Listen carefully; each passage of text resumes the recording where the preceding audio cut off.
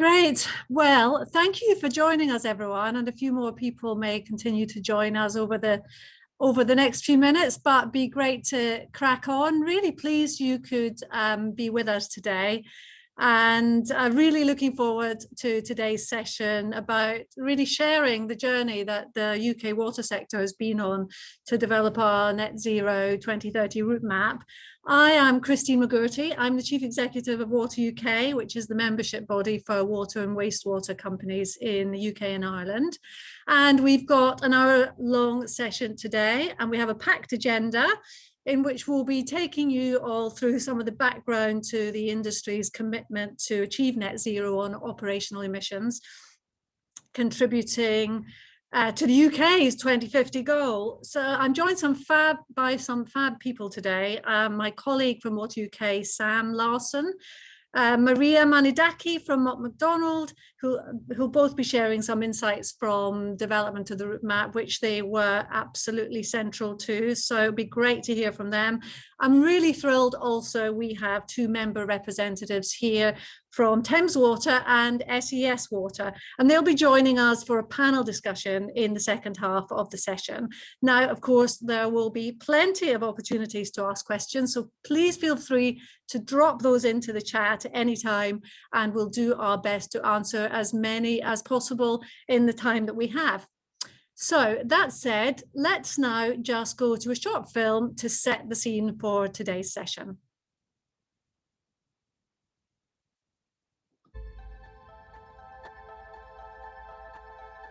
The world is fighting a battle against climate change. An increase in global temperatures is causing extreme weather events that can lead to storms, flooding and drought. Water is critical to all our lives, and yet it's estimated that England alone could see a shortfall of at least 3.4 billion litres of water a day by 2050 as a result of climate change and population growth. In the UK, water companies are responsible for almost 1/3 of industrial process and waste management emissions as we work to ensure our water supply is safe to drink, wash, cook and clean, and that wastewater is treated before being returned to the environment. Now, we've committed as an industry to reach net zero operational emissions by 2030 and have built the world's first detailed plan on how we're going to get there.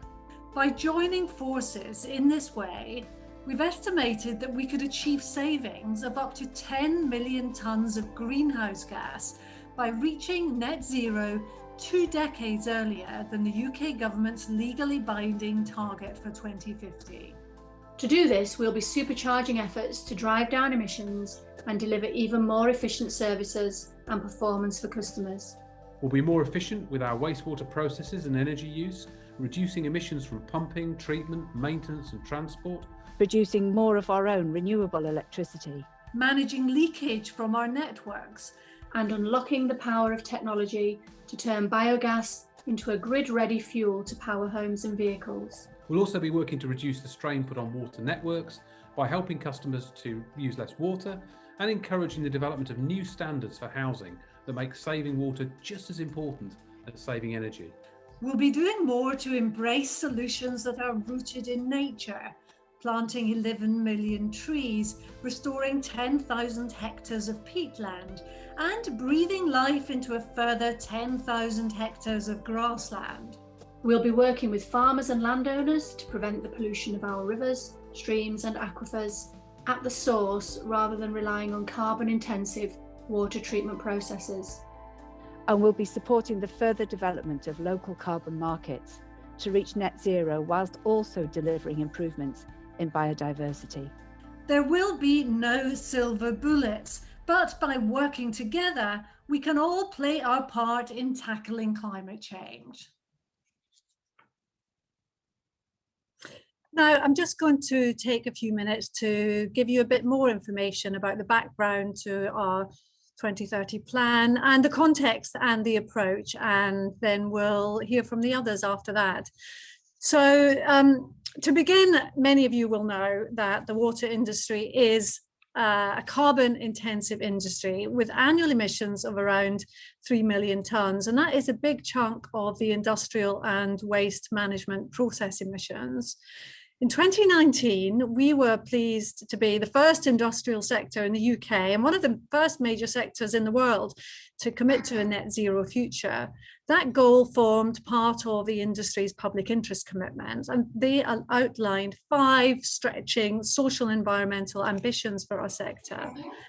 The members of Water UK have already taken significant steps to reduce gross operational emissions, cutting them by almost half since 2011. I'm just wondering if there's a bit of noise in the background, and anyone who's not on mute, please do go on mute. Thank you. That would be super. So just to say that our members have already taken significant steps to reduce gross operational emissions, cutting them by almost half since 2011. And that's it with a backdrop of growing population and all the impacts of climate change. So a lot has been done, but there's plenty more to do. Now, just on the route map itself, in November last year, that the water industry developed the detailed plan for how an entire sector will achieve net zero on operational emissions by 2030. Of course, there's no simple answer, but there's a whole combination of things that need to be done: water efficiency, energy reduction, new technologies, nature-based solutions. The route map itself, for those of you who have taken a look at it will know, it's a detailed and really complex piece of analysis, which includes a unique data set of over 10 years of sector-wide data, which was enormously helpful when we set about this work. And that makes it stand above similar efforts from other sectors that don't have such significant historic emissions data. So the route map sets out a large number of potential interventions that individual companies have been using to develop their own net zero plans. And these can include a whole range of things: production of biomethane from sewage waste, development of solar and wind generation capacity, the restoration of tens of thousands of hectares of owned peatland, and the planting of trees, of course, where that's appropriate, the electrification of passenger vehicles and transition of commercial vehicles to alternative fuels. So there is a whole lot in there. We, of course, like many of you, will be eagerly awaiting the various government strategies on net zero that are all due in the autumn, and how they might shape our investment plans and all those plans needed to deliver on the national 2050 target. So now that we have published our route map and members are working on their own net zero plans, those have to take into account the plans of key regional stakeholders, such as local electricity distribution companies, as well as local authorities, environmental groups. There's so many people doing a huge amount in this space. So the first of many of the company-specific plans have already been published: Anglian Waters, Northumbrian Waters, to take just 2 examples. So the progress on our own net zero target is going to be independently assessed. And for that, we have a net zero expert panel, fantastic group of independent advisors who we're working with. And their job is to hold our feet to the fire as we progress on this. We don't have all the answers yet, but we do know this is a very exciting and important collective goal. And we're really proud to be an official partner to the UN's Race to Zero campaign, which is fantastic. We're also bringing together people to share best practice along the way, because nationally and internationally, many of us are facing the same challenges. So that's going to be absolutely critical. Now, I'll hand you to Sam and Maria shortly. But first, let me just share a short film from one of our members, Northumbrian Water, on the role of renewable technologies and advanced anaerobic digestion in that UK journey to net zero.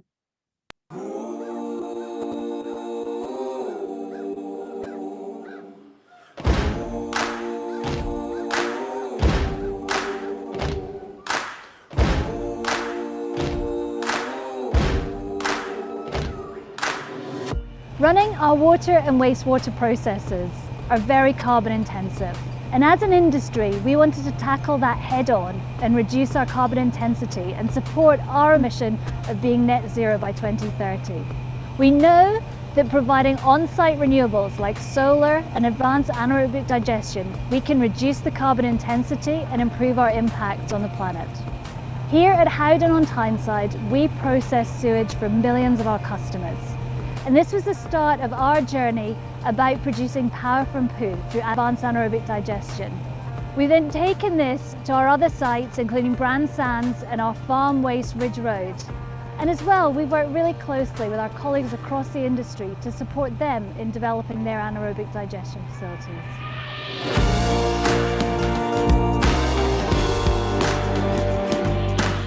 So in 2012, we commissioned Howden Advanced Anaerobic Digestion Plant. The plant can treat up to 40,000 tonnes dry solids per year of sewage sludge. Back in 2012, the biogas that we produced, we would put that through our CHP plant, so the gas engines. And what this did, it produced enough electricity to make not just the A&D plant, but also the sewage treatment works self-sufficient on power demand. The byproduct of that, the biosolids from the digestion process, we can actually turn into a fertiliser. So it's an enhanced product having gone through thermal hydrolysis, and that can actually be used on farmland as a fantastic type of fertiliser. So the energy produced at Howden now, through the gas to grid process, we can generate up to 80 gigawatt hours a year. Now that is enough to power or to heat approximately 7,000 homes a year. So we were one of the first in the industry to treat 100% of our sewage sludge in-house. And the great news is a lot of the industry is really taking this on board. And I think for the gas to grid process, certainly working with other water companies and sharing the learning regarding health and safety and the planning of shutdowns and things like that. By 2030, the industry is looking to achieve enough biomethane injection into the grid to heat approximately 150,000 homes.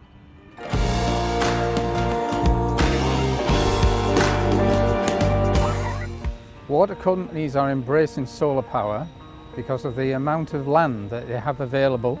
That's either dead space, a bit like here at Brand Sands up on the roof, that cannot be used for anything else. It's an ideal opportunity to garner green energy. Our energy mix here at Brand Sands, we have moved from being a net importer of energy, electricity and natural gas. So we are generating biogas from our sludge, which is used to generate electricity and provide heat of our process. We're also now converting our biogas into biomethane to be injected into the local grid. And of course, we've got our solar panels on the roof of the Regional Sludge Treatment Centre drying building to produce 250 kilowatt peak of electricity, 250 megawatt hours a year of energy. The solar panel installation here at Brand Sands has allowed Northumbrian Water to prove the concept of solar. And so much so that by the end of this year, we'll have another 5 gigawatt hours of solar panel installed. And by 2030, the water industry hopes to have in place 3 gigawatts of energy generated from wind and solar. Along with other energy efficiencies and storage, this should meet 80% of the sector's demand.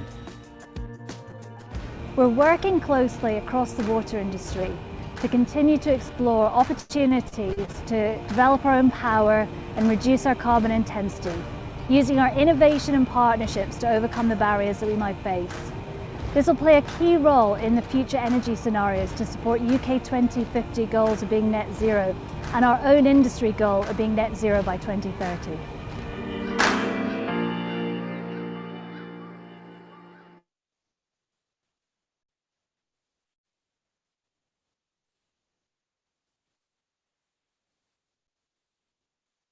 Great. I hope you enjoyed that film. That was a really excellent overview of some of the work going on in the sector, and thanks to NWL for producing that. Now let's take a few minutes just to look at where some of this action started, and that's with the production of the sector's routemap, as Christine said at the beginning. So just to say a few words about net zero for us. Net zero is a driving force for the production of the routemap, and why we chose as a sector to start with the production of a route map.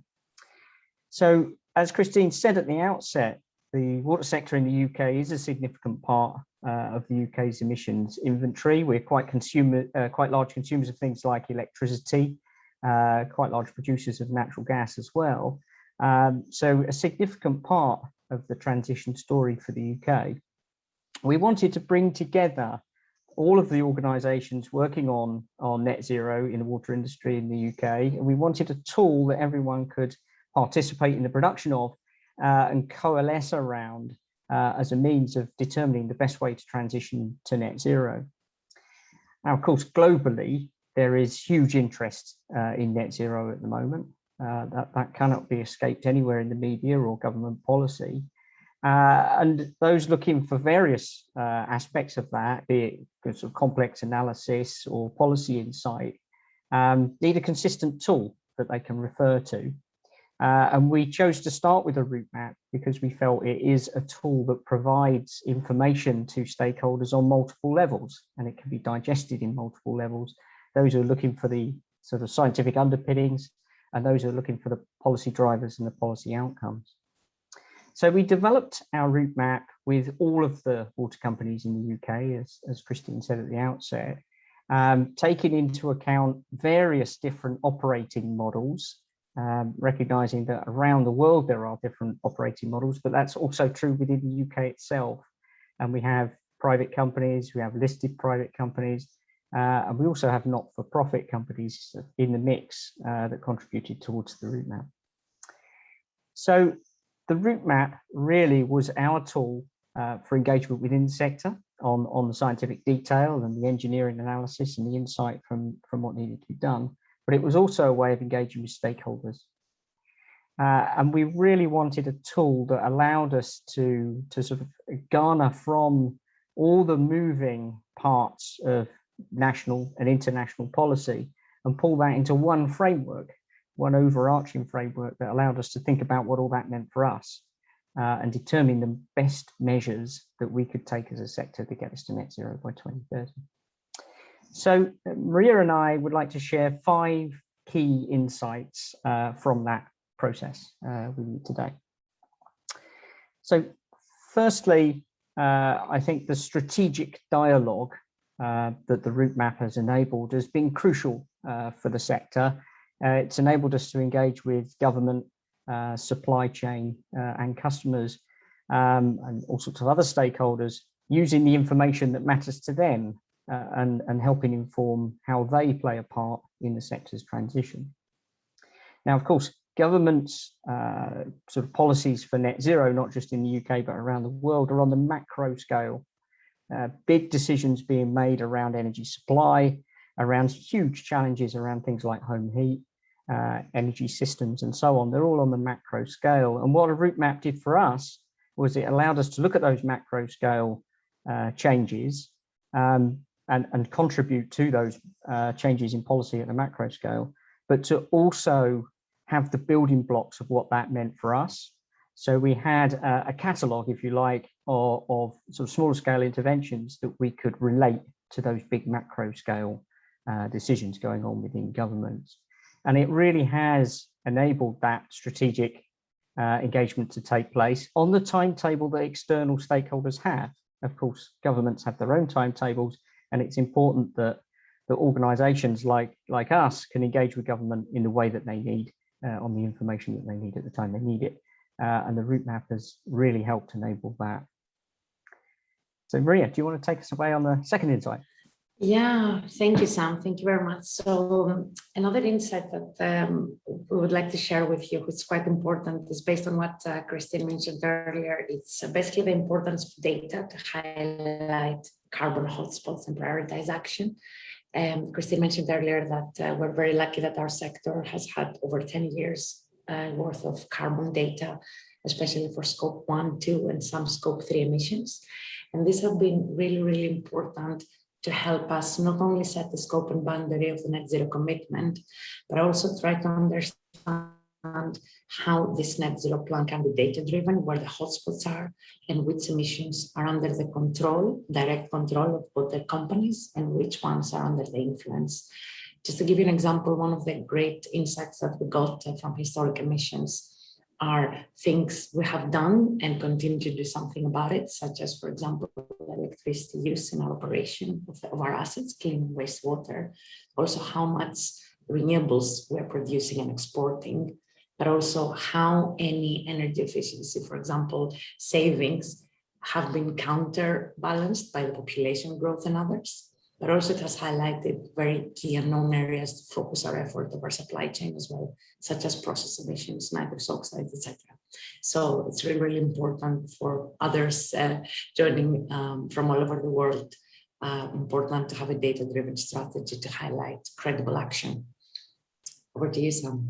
Thank you. So excellent point. So our third insight would be on the way in which the process of building a route map highlights the uncertainties and the challenges that are exposed through the data. And I guess this is a build on Maria's point about the data being used to highlight actions. The data can also be used to identify areas where there's a particular challenge or where there's a particular uncertainty.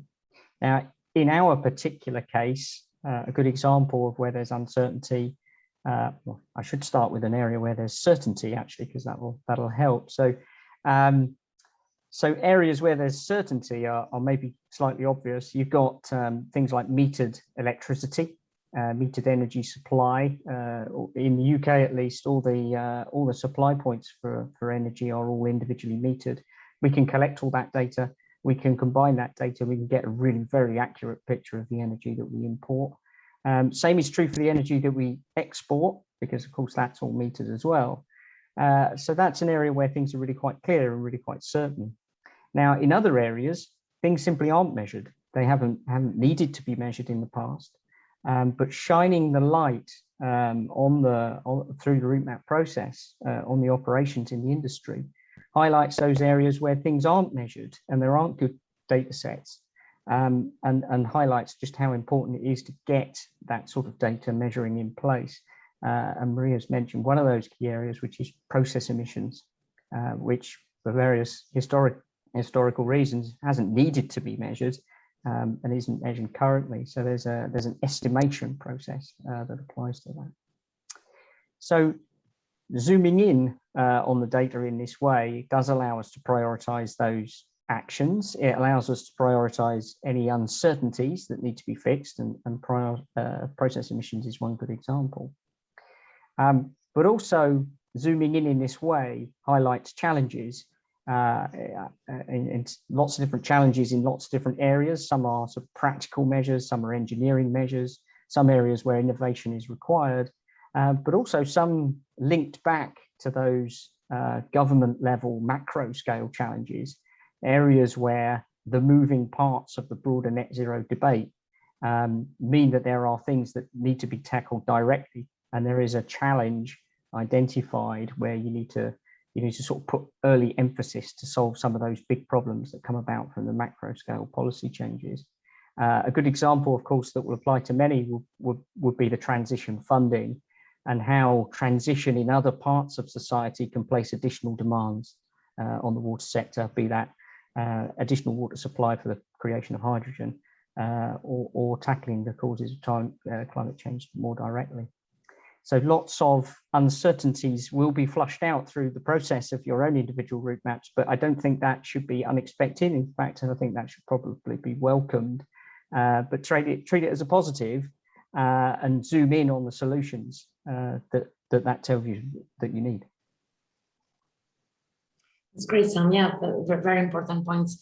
I mean, what I would like now to move on is the fourth insight, which is, I would say, the importance of following a decarbonization hierarchy, which we were quite strict, if you like, as part of the route map process. What does this mean? So we wanted to follow good national and international practice, especially like encouraged from SBTi, of decarbonizing following a reduce, avoid emissions first basis, then focusing on renewable and green electricity procurement. And only then we talk about removals and offsets. This has been quite important because from what I've seen in other parts of the world as well, anyone talking about net zero or carbon emissions, they immediately think renewables, which is great. but there are things we can do in our own asset base, in our clean water supply and wastewater treatment. For example, water efficiency. Can we actually reduce and take a step further on our demand management activities for water or leakage reduction? Can we come up with more efficient ways of treating our wastewater or clean water that consumes less energy, electricity? The sector has been doing some great work on energy efficiency measures, but at asset level, for example, pumping station, pumping improvements, pump efficiency tests, etc. But can we actually build and take advantage of the new digital technologies that could enable more transformational measures at catchment level, having more near real life operations of clean water systems, stormwater, wastewater? This has been quite important, has made us think hard of what are the things we can really do first to reduce and avoid emissions. However, when it comes to renewables and green electricity procurement, it was quite important in that next step to really have a mini hierarchy within that. So for example, the easiest way would be to switch our electricity suppliers to procure green electricity, which is something of course we all can do and need to be doing in the short term. However, we needed to take a wider view and understand how the future electricity markets would pan out in the UK and what would be the less risky approach to green electricity, decarbonizing our electricity intensity. And hence, what are the incentives out there to make us accelerate renewable energy production from solar, wind, biogas to biomethane transition? All these things have been quite key. And finally, when it comes to the removals and offsets, we again had to follow a mini hierarchy there, following the Oxford principles for offsetting, guidance from SBTI, to understand how can we really understand the co-benefits of existing plant solutions like nature-based solutions that have sequestration benefits. What would be the science that we need to work on with our partners in academia and the supply chain to, if you like, understand the science of removing carbon and CO2 from the atmosphere in our peatland restoration or grassland restoration. So before we move into purchasing offsets from the international markets. So the importance of following a decarbonization hierarchy has been key for us, a key insight, because it had made us think really hard of what are the measures that are under our control that we can directly kind of reduce or avoid emissions before we rely on renewables, embedded generation, energy storage, hydrogen, etc. Something that would be also beneficial for the just transition point that Sam mentioned in our customer base. And finally, I would like to give the most important insight when we analyzed all the different decarbonization measures, our baseline, our trajectories and pathways and different futures to net zero, which is that we cannot do this alone. It's something that everyone, one of the things that was quite interesting, building on Sam's point earlier, is that all the technical work that we did on the decarbonization solutions to get to net zero highlighted some of the enabling actions that need to be out there in order for those solutions to be implemented. For example, is the right level of financial incentives there for biomethane that could account to more than 50% of our renewable base in the future? Is water efficiency adequately incentivized or prescribed in the legislation in the UK? Do we have the right markets for creating an offsetting or removals market in the UK that could accelerate action? Do we have the right skills in the supply chain to help us tackle, measure, process emissions and nitrous oxides in our asset base or decarbonizing our fleet for things that cannot be electrified, such as the HGVs? So all these things highlighted, and building on the point that Sam and Christine made earlier, the importance of aligning the different players in the value chain. And we have been starting through Water UK and the excellent work they have been doing, having those strategic dialogues with government, regulators, supply chain through British Water, and understand how to embed all these different enablers into procurement processes to help us do it collectively. And I think these have been our 5 top insights from the work we have been doing with everyone in this group. And yeah, I will like to leave it there. If you like, I don't want to hijack the conversation. Yeah. Brilliant. Thank you, Maria. That's really helpful. All great points. And I think just before we cut over to the panel discussion, we've got our third film.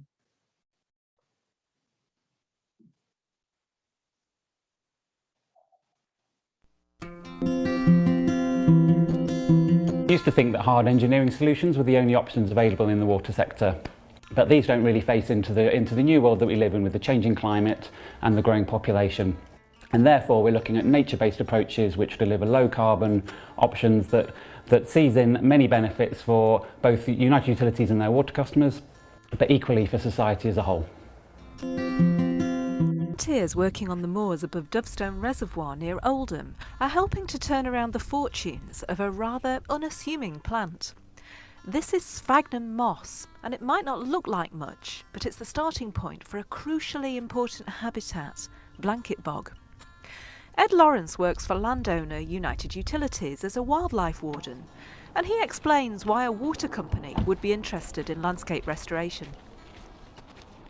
Effectively, sphagnum moss is a building block of the deep peat habitat. It keeps the soil underneath it saturated, so it decomposes very slowly, stopping the peat degrading, which is when it washes off and goes into our reservoirs. This is where we're getting all of our water from. It falls on here, on the land, and it comes into the reservoirs, and from there onto the treatment works. Our view of catchment management is that if we can improve the land, change the vegetation type to something that will deliver better quality raw water into our reservoir, it can then reduce treatment costs and benefit the customer down at the treatment works.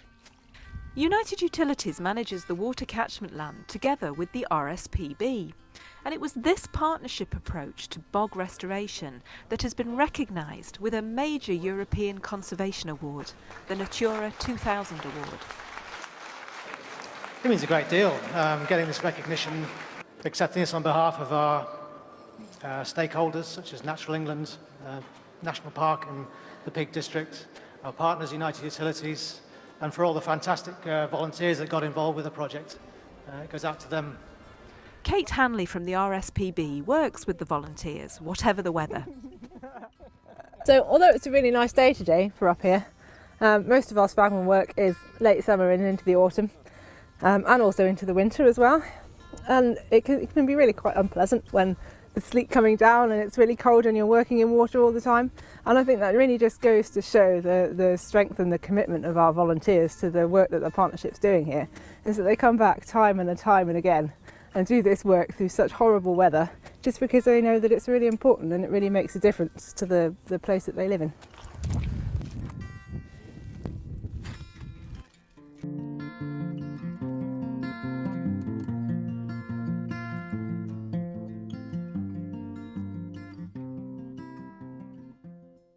I live locally, I live in Uppermill, yes, which is only a couple of miles just over the hill from here. This area is an area that I've known all my life, so I know what it was like, 40 or 50 years back with huge areas of bare peat, and to have seen it change so much, especially over the last 10 or 5 years, it's been fantastic, yes. Dave O'Hara from the RSPB says he's seen a huge improvement in the numbers and variety of wildlife. It's a very specialised wildlife community on these bogs, very rare as well, and birds like golden plover, curlew and dunlin have all increased significantly on these bogs since restoration work has been underway. We've also seen a range of other benefits. Birds like skylark, which we've heard so many of today, have really increased again as the bogs become healthier. It's been a hugely successful and beneficial partnership with the RSPB. I think it's primarily, we're very different organisations with obviously very different functions, with a bird conservation charity and a water company. But when we look at this land and this habitat around us, our vision for what we would like to see here is absolutely shared. By improving the habitat, we're improving the water quality and we're improving it for biodiversity, and we're also improving it for the many people, the visitors who come and visit this area as well. So there's a lot of gains for everyone. But it doesn't stop there. By working in partnership, these approaches deliver a whole range of benefits for both United Utilities and their customers, and for all the local water companies, and also for wider society and customers downstream in the community. So for example, by working up with nature and restoring these peat bogs, we're slowing the flow to prevent downstream flood risk. by storing the water in the peat and then re-wetting the soils. We're purifying and working with nature to treat the water and keep it clean, so that we need to take less action down at the water treatment works. We're also locking away carbon and playing our part in preventing climate change. And many more benefits besides. A key element is that people love to enjoy these spaces too, so you get the recreational benefits and therefore the health and the clean air benefits from accessing those spaces. They're a really cost-effective way of delivering multiple benefits all in one go, and by working in partnership we can access new funding sources and take innovative approaches so that we spread the cost amongst those that benefit from them. There's really nothing not to like about these amazing solutions.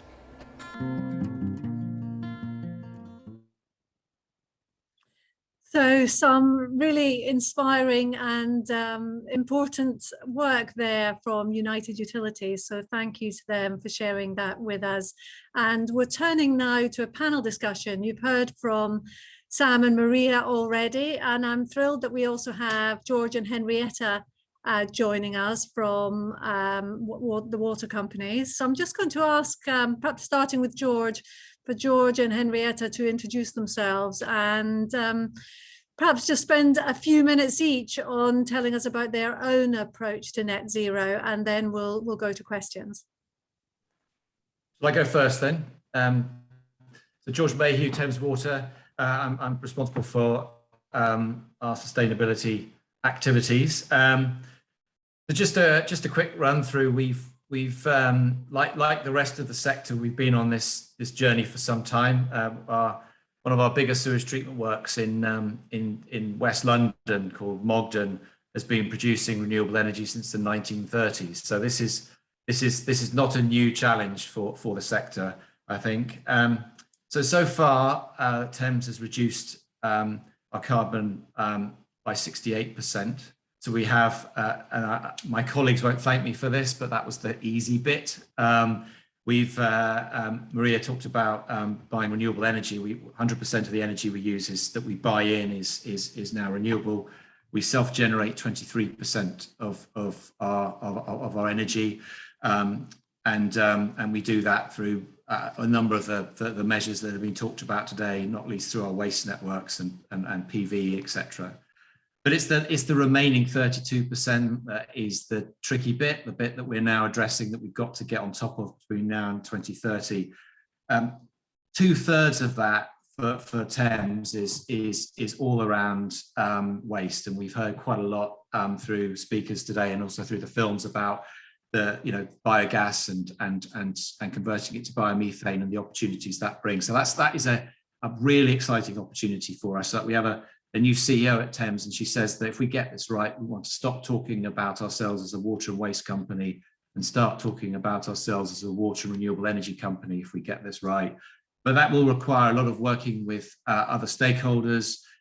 It will require a lot of innovation, and I think the exciting thing about today's event is this is a global audience, and I think we can learn so much from each other in terms of what can work and what could unlock this fabulous resource that we have. For those of us who have waste businesses, it's just energy waiting to be captured. The big challenge I think that a lot of us are thinking about and wrestling with is embodied or capital carbon. Got a long way to go on that, but I think the film we just saw, the UU team there, really summed up, that those nature-based solutions are really a cost-effective way of tackling. One way of tackling that issue, but also doing it in a way that has much broader benefits. So those nature-based solutions we are very, very interested in pursuing. And then the last thing I'd just say is to make this happen, to get after that last 32%. And by the way, we want to go beyond that after when we hit 2030. We as a company want to go beyond net zero by 2040 if we can. But it's about leadership. So we brought in a new person who starts actually next week. And this person's job is to address that 32%. This will be one of the 4 strategic pillars the company has, and that means there's going to be KPIs, projects, there's going to be reporting to the boards, all those things that really make this kind of deliver this kind of challenge and this opportunity. So that was all I was going to say, Christine, from me for now. Yeah, great. Thank you, George. Over to Henrietta. Yeah, good afternoon. I'm Henrietta Stock. I'm the Energy and Carbon Manager at SES Water. SES Water is a small water-only company. We supply clean water to almost 750,000 customers across parts of Surrey, Kent, and into South London as well. And the majority of the water that we supply comes from groundwater sources, around 85%, and the remaining from our one reservoir in Kent, which is filled from the River Eden. So for us, when it came to sort of translating the sector level route map into a route map specific for SES Water, we obviously were looking at our region, our geography, our customers, and our communities. And we've chosen an approach for our route map that's very much focused around what's termed in the sector level route map as a demand-led approach, or a demand-led pathway. We really feel that that kind of offers the biggest opportunity for the most kind of sustainable carbon reductions and kind of mutual benefit for us and our customers in focusing on how we support customers with reducing demand for water in the future. So we published our own route map at the end of June this year. Today we're also announcing that we're joining the UN Race to Zero campaign through Water UK to reinforce our commitment to that ambition and to continue the kind of collaborative approach to reducing our carbon footprint.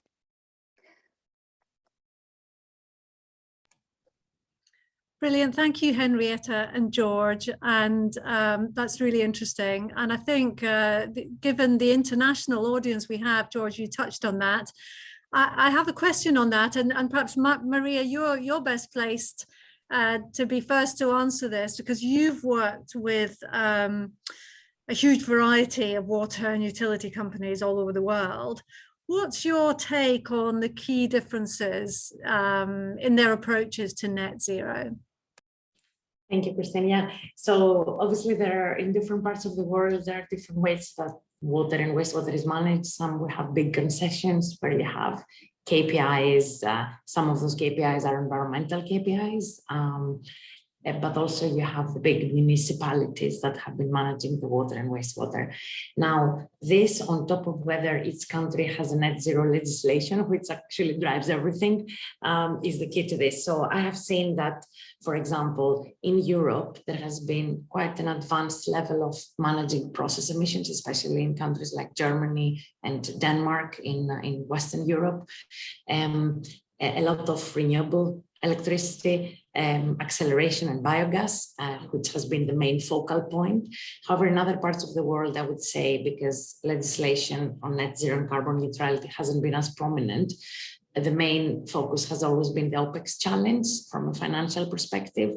And most recently in New Zealand, that they have net zero legislation, Watercare has started focusing on capital carbon. But from my experience, the main focal point from the majority, if you like, of water utilities has been down to the OPEX challenge and renewable energy, rather than focusing on all the individual hotspots that we identified. Yeah. Yeah, thanks, Maria. We could have a whole session just on that, couldn't we? Just turning to the UK, Sam, be really good just to hear from you about, so much has happened since the sector launched its route map. In the UK, the government has set out its plans for its territorial 2050 targets since then. What impact does that have on water? Yes, it's a really interesting area, actually. So, yeah, the route map, the water sector's 2030 route map came out 3 or 4 weeks before the UK's CCC, the Committee on Climate Change, published the 6th carbon budget, which in the UK area is a detailed plan, detailed set of pathways for the UK as a whole, right across the whole of society, to get to net zero by 2050. And that's really the big headline in all of that work, is the 2050 target. But that's sort of the outcome, is getting to net zero by 2050. But it's always really important, I think, to bear in mind that there's some really sharp interim targets. There's a sort of 2035 target, a reduction by then, which is really very close. And it's a bit like the water sector's 2030 target. It's really very close. And actually, those are the challenging bits. The front end bit, requires society, not just the water sector, but society as a whole, to move from what is really a standing start on some of this stuff. In some sectors, it's effectively a standing start to get, really deep reductions by 2035 is a major challenge. As George said, I mean, there's the opportunities in the water sector that have been built on for decades and decades. And a lot of that early transition comes from sort of moving to scale some of the things the sector's already doing. So there's some good news in that some of the stuff's already been tried and tested, things like solar, things like biogas, those sorts of things have been tried and tested. So it's moving to scale. But there's other areas, and Maria sort of well outlined the sort of process emissions piece. There's some information in some countries about how to tackle that. And that's about translating, that's about moving sort of techniques and skills from elsewhere in the world to the UK to make that happen here, and actually quite quickly. And then thirdly, there's the innovation piece, and there's finding ways to get more, to just get more out of the sector and really quite quickly. We hope, I think, in the sector that the government's plans as they publish them through this autumn, really clearly take into account the water sector, and they kind of help us play our part in the 2050 target, because that's ultimately what we're trying to do here. Yeah, thanks, Sam. It'd be interesting just to come back to George and then Henrietta again. George, you talked about the new colleague coming in with a big challenge ahead of them, the 32%. Those are, challenges and opportunities that remain are enormous, aren't they? And you talked a little bit about them. What are the opportunities that you're most excited about in tackling that remaining really hard 32% that Thames has ahead of it? Yeah, so it's around that biogas, the biomethane piece, and that heat that is part of, is a sort of an output, if you like, and wasted part of the waste process. So we are looking. We've got a project that we're working with one of the local councils in London, in West London, and around converting that biogas to biomethane and then feeding it into a new development there, a university, and a new shopping centre. And the theory is great, but the practice of making it happen is the thing that is requiring us to really have to think, because it's a new way of doing business for Thames. It's a new way of doing business for the council. It's a whole new set of things, so we're working through kind of how do you make that happen? How do you incentivize, get the right incentives to get that done? So there's the theory and then turning that theory into practice, working with key stakeholders like councils. And one of the interesting things that's come out of that conversation is, it needs to be paid for. So does it fall on, I mean, Christine, you and I used to work in the energy sector. Does it fall on the energy bill, or does it fall on the water bill? And we've got to make sure that we are doing that in a way that's fair to I mean, they're obviously the same people, I guess, but it's got to fall in the right place. So I'm really excited about where we are on that, because if we can unlock that model, and we heard about, I think, Northumbrian on the video, they're also looking at this, and I know other water companies. Just imagine what that would look like across the UK, across Europe. The opportunities to get energy from that waste is just enormous. And sewage is a constant. There's never going to be, like wind doesn't happen and sunshine sometimes doesn't happen. We all produce waste, so it's super reliable, and it's a great opportunity. And yeah, George, that's really interesting to hear. And being in such a large company, I wondered also, they're all people businesses. Is this, how do the people in your company feel about this challenge ahead? Is it something that people find slightly terrifying because there's so much to do, or really kind of inspiring because everyone is in that way making a contribution to the challenge, that the whole planet's facing? All of the above, I think it's the one thing I found coming. I'm 2 years in the water and waste sector, and it's we are environmental businesses at the end of the day. We are a model of the circular economy in many respects and how we operate. And so there's a kind of a natural this is a natural evolution for us as a business. Like I said, we've been kind of toying with this stuff in small ways for decades. But I'll be honest with you, it's that last bit I'm talking about, the bit from now to 2030, that 30 odd percent.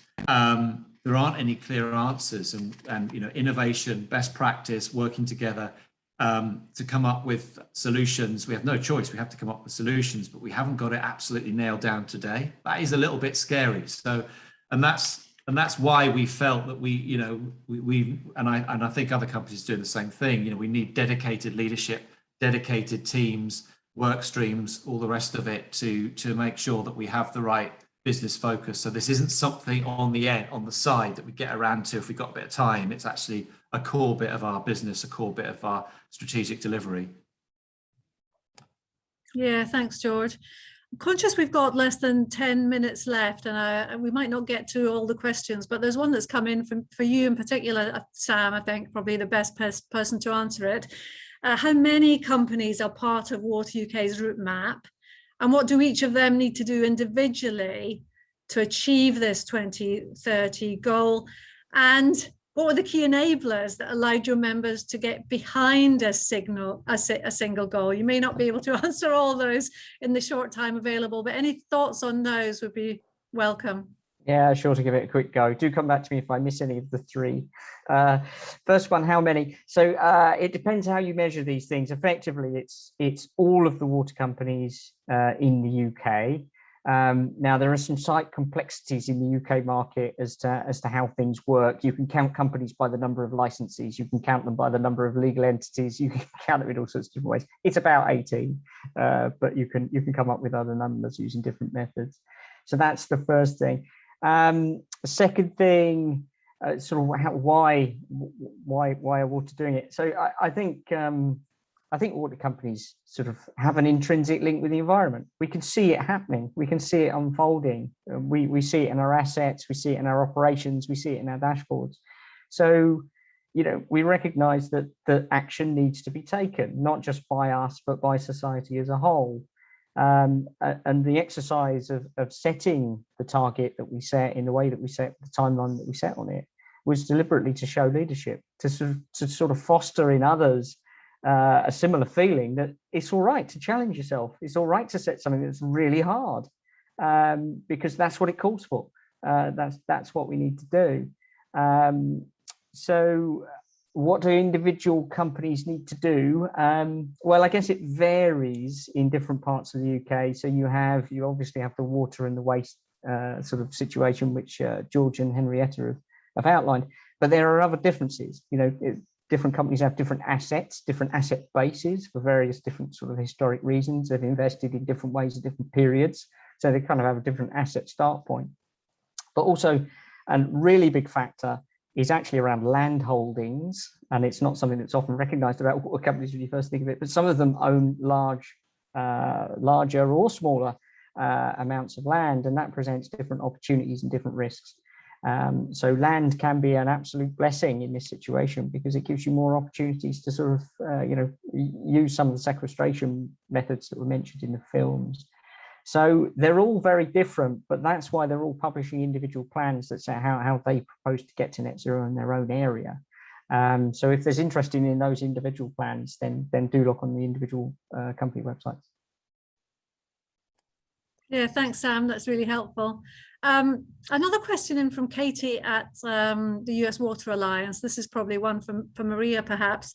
For process emissions and other things that haven't been measured yet, how are we setting up baselines, i.e. catching up, and any lessons learned? We've only got a few minutes left, so we're up against the clock, Maria. I don't know what your 60-second answer would be to that. Okay, yeah, thank you, Christine. Katie, this is the million-dollar question. So process emissions, what we did, we took some baseline data that has been from operational plants in other European countries, and we set the baseline. However, we put some uncertainties up and down around those by using other factors from the IPCC and other research projects the water sector has been doing. So this is something that has to be under review going forward but there was a range basically. That's the simple answer. I'm sorry, I could talk on for ages about this. Yeah. Yeah, thank you, Maria. Simple answer is best. What plans, I don't know who wants to take this, what plans are there to engage in open dialogue with companies outside the UK, especially those in the global south? I think given the attendees from all over the world on this session, who would like to pick that up? I'll open it up for any of you to anyone on the panel to jump in there with a quick answer. George? Yeah, I'll go. I mean, I think I don't think, certainly from Thames, we're not doing it enough. We have a big engagement with overseas companies around water demand and that side of it. But certainly from a Thames perspective, you know, we don't have the right kind of engagement. So part of the job for my new colleague who starts next week is to look at that. And I think, Christine, there's clearly an opportunity, I think, to build on this event and to see if we can get some kind of network going. Because I think, you know, I know all the other companies as well will be really interested in tapping into the expertise that's out there. But we're not doing it as much as we should, and we need to do more. Yeah, brilliant. Thank you, George. I just want to turn to Henrietta for a second. Henrietta, in contrast to Thames, your company is relatively small and it is water only as opposed to wastewater. What difference does that make to your approach, just in brief, and to the challenges we've all touched on today? Yeah, I mean, very briefly, I mean, there's some obvious key differences in that we don't have the opportunity to generate renewable power from wastewater, but also we don't have the same challenge from wastewater process emissions. What we do tend to have is a close relationship with our customers and the opportunity to engage them on water efficiency and demand reduction. Don't get me wrong, that's a really big challenge, and we've had some conversations with our customers about it. And one of the really big challenges is making water interesting for our customers and make them interested in why it's important to look at water demand. That's one of the key differences. And then I think there are lots of areas where we are similar to the larger water companies, and there's lots of opportunity for collaboration there as well. Yeah, thank you, Henrietta. We're up against the clock, so I'm going to say a huge thanks to all attendees, a huge thanks to all of our speakers and all the people behind the scenes who've helped make this event possible, Emily and Tom and others. And we've got more events coming up in September, the 7th and the 9th. We'd love you to join us, and we'll share a link with all the details. Thanks very much, everyone.